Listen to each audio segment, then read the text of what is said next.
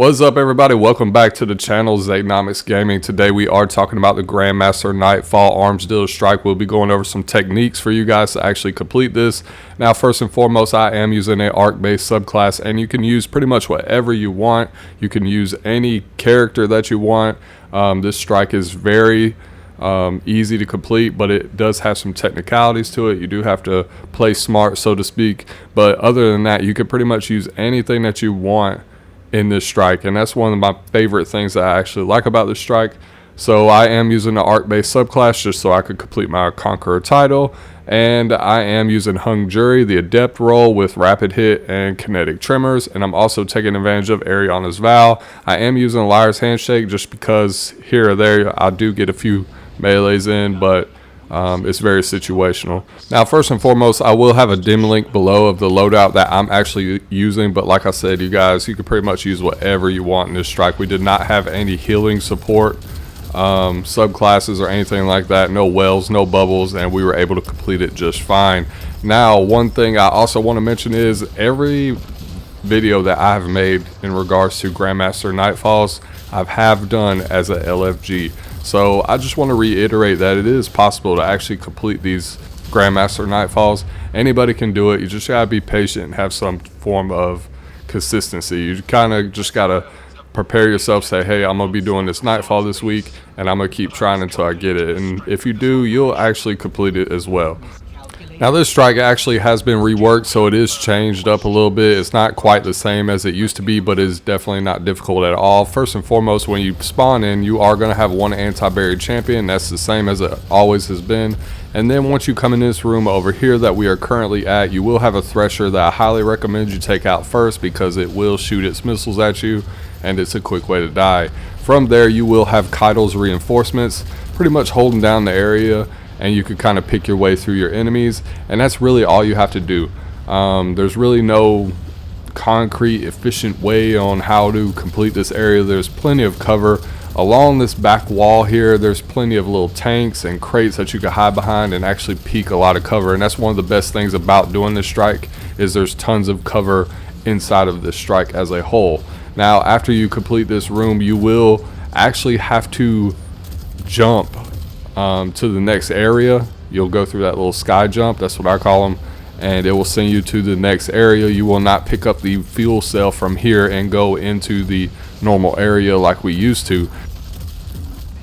Now, in the strike itself, you will benefit from using like void weapons or a weapon with adaptive munitions, but like I said, you can pretty much rock whatever you want and you'll be fine. Now, like I said, you will go through this little sky jump, and as soon as you jump through, you will be met with two gladiators and then a phalanx. He's kind of like a heavy boss. He's a major, and you will have to take him down. I highly recommend shooting off a rocket. If you have somebody that's using strand, you'll be able to suspend all these enemies very quickly, and you'll be able to dispatch of them very quickly. You don't want to waste around with them too much because the phalanx can boop you off of the map, and the gladiators can one-shot you with a single hit, so keep that in mind. Now, from here, all you have to do is just stay where I am and just pick off the enemies. That's all you have to do. You can see I was using Gathering Storm, and that kind of just kept them away so we could just pick through. And you know, you definitely want to take out the ads before you actually focus on the champion. In most cases, it just depends on the visibility and where you're at in the gunfight. Now, moving on from there, you will actually jump to the other area or the next area that we're all familiar with, and this is where you'll actually acquire the fuel cell. So once you kill this Centurion, he will drop the fuel cell, but keep in mind a lot of ads are going to rush in if you do not take out the ads quickly enough. So if you're taking too much time, once these ads spawn in over here where you're supposed to drop the fuel cell, you definitely want to make sure that you can deposit it pretty quickly. If you waste too much time, the fuel cell will actually dissipate and another Centurion will spawn, and then you'll also get a reflex of more ads, so you'll always have ads coming in and rushing you. So you definitely want to play this area smart and try to work together as a team. Now, I did LFG this, but we did not have any form of communication, so I was pretty much just playing blind, and I just stuck with my team. And that's usually how I play when I do acquire for a LFG team or anything like that. I kind of just stick with the team and do as I'm supposed to. Now, you can see here another Centurion did spawn in because that fuel cell did dissipate.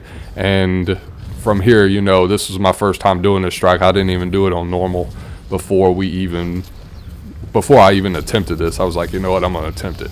And you know, it's really not that bad of a strike. Like I said, you just got to be patient, play with your team, and have that situational awareness. Now, once you dunk this fuel cell, you definitely want to play on this side of the map, as you'll see in the background gameplay, because another thresher will spawn in and you will have more adds that spawn in. So I suggest sticking on this same side where we just killed the anti-barrier champion, and let Kaido's forces kind of be a distraction, so to speak, for the rest of the enemies, because they actually do help out pretty good. And especially in that final boss fight where you're fighting Bracus Zahn, there's tons of them in there and they really help you out. And then from here, once you make it to this side, you're pretty much just going to stay back, kill all the adds, and then you'll make your way into the next room or encounter. Now for this next section, you're definitely going to want to stick with your team and play on the right side of this arena / map. You don't want to venture out into the left or anything like that. Stay back right here, shoot down the thresher, and then push forward, and you will see to the right side of the map there is like some bunkers over here. As you can see, that's right over here. That's pretty much where I go. And you're just going to want to take your time and work your way through the adds. There's really nothing too difficult about that. You will have an unstoppable champion. Keep your distance, use your scout rifle. I did have 1 or 2 teammates using Wish Ender. All of those are fantastic options. There's so many different things that you can use for this strike.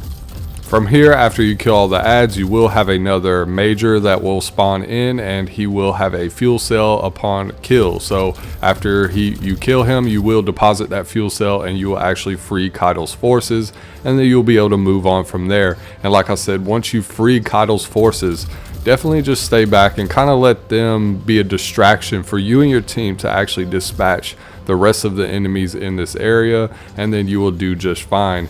You will have a thresher off into the distance. I'm not sure if that will be patched in the future or if it's just a bug for me, but if you look off to the left, and you may see it in this background gameplay, there is a thresher that spawns way back in the back, but it does not come towards us and it does not affect us in any way. A few of my teammates were shooting at it, but it never came to us, so I never even shot at it. We didn't have no trouble with it. But that's not to say that it won't happen for you, or that thresher won't come and try to attack you or anything like that. So definitely keep that in the back of your mind, just in case you feel like you're about to get shot at by something when you are over here. It could possibly be that thresher. I'm thinking right now it might be a bug, but I'm not really 100% for sure. Now, while we wait for this thresher to actually show up in the background gameplay, you might notice that I have not been using my super as often. Normally, I always say, hey, use your super while you're in Grandmasters. You'll get them back. You need to use your super. I did not use my super as often in this strike just because this was my first time doing this strike since it's been changed, and I didn't really know what to expect. I just LFG'd for a Grandmaster, and bam, got some team together. I did fail 1 time, but from there, we were doing just fine. Now, while I was talking about all of the super nonsense, you could see in the background gameplay that there was a thresher back there, but it never actually came over here. Now, like I said, once you make it to this point and you actually release all of Kaido's forces, just kind of let them be a distraction, take out the enemies, and then you'll move on into the next room. The tank room is what I call it. Now, once you make your way to the tank room, you're going to want to follow the path that I am taking. I actually go inside this little cubby right here, and I am able to pretty much take out all the adds, as well as take out the tank, and I also have full protection from the tank. So when he shoots his missile, I'm pretty much out of harm's way, and all we did was just sit here and just shoot at the bullet sponge until it was gone. That's really all you have to do from this point. You will have some champions and some other additional adds spawn in, but all you have to do is pretty much just stay right here. And I recommend this will always be the safe area in this in the tank room. I call it the safe room. If you stay at the safe room where we're at before you go into the tank room, you will be good. Now, there is, well, I do want to mention that there is a tormentor that does spawn.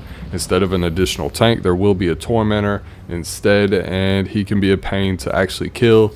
So you can always make your way back to this safe room to actually get away from him, and that's pretty much what we did. We kind of treated him like we kind of treated him like Nezarek. So one of us would kind of have his gaze, and then he would follow us, and then the other two people would do damage and go back and forth. That's pretty much what we did. Now, like I said, once you kill all the ads, you will go through the normal strike like you normally would. You'd hit the switch, and instead of a tank being here, you will actually have to take down a tormentor. Now, keep in mind, behind you, there will be a door that opens up, and a bunch of dogs will come out.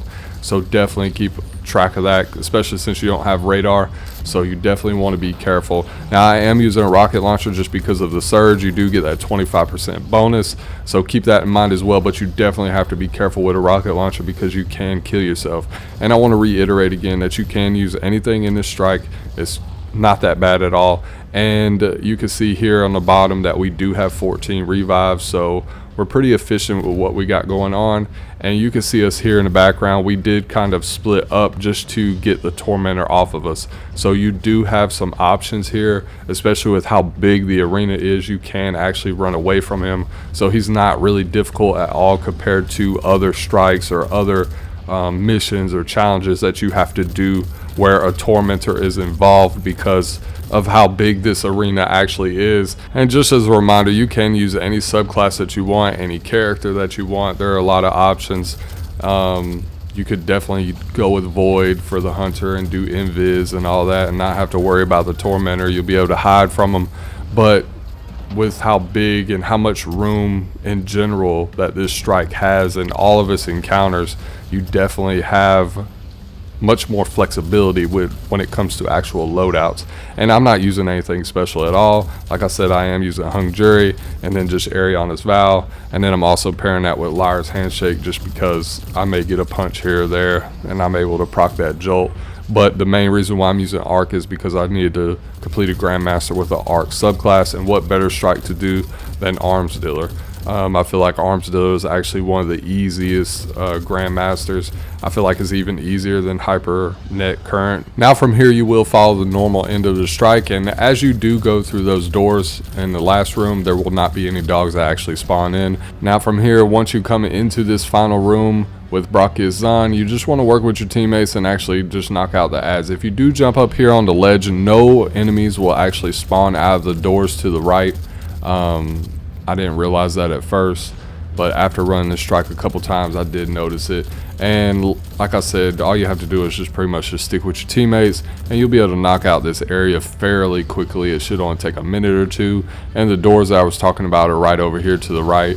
You won't get any additional enemies that spawn in. Now, previously on the old version of the strike, you would always have enemies that actually spawn out of there, but they are no more for whatever reason. Hopefully it's not a bug, because I want this guide / tips and tricks video to stay relevant and viable for any new players. Now from here, at this point, you can pretty much kill all the enemies at the distance that I am at. You can see I'm making shots and I'm pretty much just staying safe. You see it in the bottom right hand corner, we do have 17 revives. We have a pretty decent score, and our time isn't too bad. I mean, we're not here to race. I'm just trying to get it completed, and I think that's the main overall goal, is to actually complete it. Now, if you were trying to optimize this strike, I definitely recommend, if you are on the hunter class, you definitely want to use like stasis, something where, or void, anything that can actually control your enemies. I feel like that's what the hunter subclass is really about, is actual control. And then if you're using warlock, of course, well, a radiance is always good, or you could take advantage of the brand new strand subclass that we got with Nightfall, which that's what my teammate is rocking. Then we're also using a hunter with void. Now if you are using a titan, I would definitely stick with either the hammers or the bubble. Those two are pretty much the strongest. Thunder Crash is good. It's a good super. It does do high damage output, but it is just kind of worrisome to actually use it in Grandmaster Nightfalls, because you don't want to die. And there's a high probability that you will die, especially if you do the Thunder Crash near a boss and you don't quite get the kill and you get stomped, you're dead. Your teammates can't really revive you because they're in, well, you're in the midst of danger. So I don't really recommend Thunder Crash right now just because of that. for me, when I do Grandmasters, I love to play at a distance. I feel like that is the best way to go about Grandmaster Nightfall, is actually playing smart. Now, once you get in this room, there are a ton of those little scorpions that spawn in, so you definitely want to be careful of those. You won't be able to just hurry up and shoot them like before. You will have roughly about 10 of them that spawn in. They'll be all on the left side. As you can see in the background gameplay, there's tons of them, and you definitely want to take out those first before you even worry about the boss. Now, keep in mind that after you complete damage phases on the boss, there will be at times where more scorpions actually spawn in, so definitely keep that in mind when you are playing. So I did die to him a couple of times in the boss room, so they actually spawn on the left side, and then later on in the boss fight they'll spawn on the right side, which should be around when you get to that half point. He will spawn those in, so definitely keep that in mind. There are a lot of different things you could use, like you can see I'm just using a scout rifle, but I really feel like it's just the awareness. You want to make sure that you know it's going to happen. If you don't know that the scorpions are going to spawn in, you die. So from here, you can see we are starting on DPS with this boss. We're just trying to get his health down, and we are all pretty much just sticking on one side. Now at this point, he will go immune, and he'll actually teleport to the tower. He will not actually fly across. In other iterations of the strike, he would fly across, and you would still be able to do damage to him. That's not the case anymore. And once he gets up on that tower, he will start to send out more ads, and you will have to deal with them. So the biggest goal here is to actually get his health down and free Kaido's forces. I feel like that's the main goal that you should have. Don't worry about getting shot at by him, because he does not actually shoot at you while he's in his immune phase. So your main task and your main goal right now is to actually free Kaido's forces. That way they can fight for you. And there are a ton of them that actually spawn in. There's probably about at least 15 to 20 of Kaido's soldiers will spawn in and actually help you. And it's not so much that they help you, it's just the fact that they become a distraction to the enemies, so it allows you to sneak in and do what you need to do, whether that's damage the boss or if that's to actually take out the ads themselves. Now, just like the rest of the strike, you will have a major phalanx that will spawn in, and he will drop a fuel cell upon defeat, and you will have to actually dunk that fuel cell. Now I recommend trying to take out as many ads as you can before you actually dunk it, just so you'll have an easier time. You don't want to die, you want to play smart. And once you do that, you will free some of Kaido's forces, and then Zahn will actually be damageable again. You'll be able to damage him and go for that next DPS phase. So that's pretty much the gist of this strike. You just deposit fuel cells, free Kaido's forces, and then you're able to move on to the next area or damage the boss as a whole. Now once you dunk that first fuel cell and you release Kaido's forces, he will go back to the middle area as if you spawned in. So you'll do your damage on him, and then he will actually jump to the left side of the tower, which is where I'm standing now, and you actually want to move to the right side of the arena. So as you can see here, he's above me now, and we want to get away from him. We don't want to stay in this area. Now from here, you want to inflict a little bit more damage on him to get him in his immunity phase, and then you'll have another major phalanx that will spawn in. You will have to kill him, and then he will drop another fuel cell, and then you will deposit it on the side that Bracus Zahn is, at that key tower, and you will actually release more of Kaido's forces, and then you'll be able to damage Bracus Zahn again from there. And at that point, you definitely want to melt the boss. Use all the supers that you can. Use all your special ammo. Like me, I'm using Ariana's Vow, so I'm pretty safe. I can pretty much just shoot him from a distance and still get decent damage. Use all your rockets, your super, whatever you have. Try to kill him as quickly as possible, because he will spawn in more ads over and over again, and it can become overwhelming. That's how I've died in the past with the past few runs that I did.